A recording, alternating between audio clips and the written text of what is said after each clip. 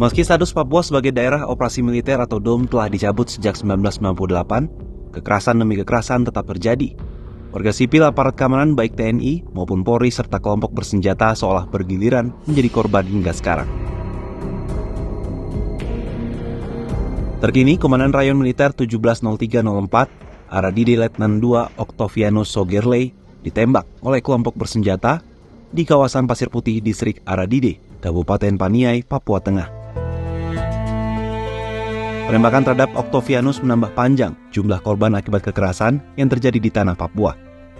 Laporan Gugus Tugas Papua Universitas Gadjah Mada atau GTP-UGM yang diterbitkan tahun 2002 mencatat, sejak Januari 2010 hingga Maret 2022, setidaknya ada 2.118 korban kekerasan yang terdiri dari 1.654 orang luka-luka dan 464 jiwa meninggal. Menurut laporan tersebut, aktor utama dari berbagai kasus yang terjadi selalu melibatkan kelompok kriminal bersenjata atau KKB.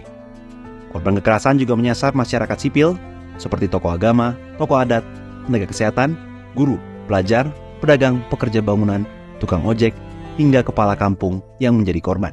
Selain itu, wilayah terjadinya kekerasan juga meluas dan terjadi hampir di seluruh Papua. Jurnal Kajian Lemhanas Maret 2019 mencatat, kekerasan oleh aparat keamanan di Papua terjadi sejak awal tahun 1960-an, atau sebelum operasi Trikora digelar. Jika dibagi dalam beberapa periode, kekerasan yang terjadi antara tahun 1961 hingga 1969 merupakan babak awal hadirnya kekuasaan Indonesia di Papua. Selanjutnya adalah periode kekerasan antara tahun 1970 hingga 1977.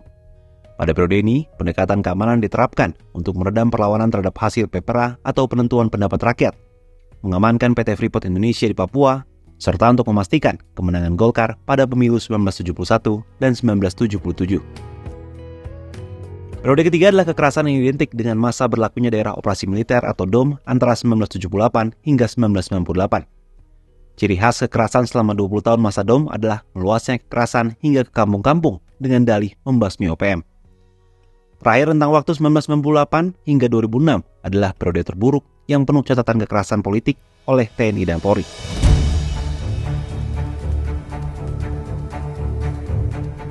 Peneliti senior imparsial Al-Araf berpandangan, terus bertambahnya korban jiwa seharusnya menjadi penanda bagi pemerintah bahwa penyelesaian konflik di Papua perlu menggunakan pendekatan baru. Selama ini, pemerintah dinilai melihat persoalan di Papua hanya dengan pendekatan dari atas ke bawah dan tidak dialogis. Solusi yang ditawarkan pun hanya mengedepankan aspek ekonomi, sementara aspek keadilan dan hukum diabaikan.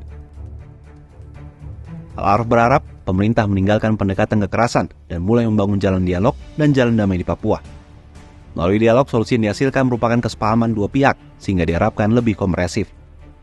Al-Araf meyakini pemerintah bisa melakukannya sebagaimana telah dilakukan di Aceh.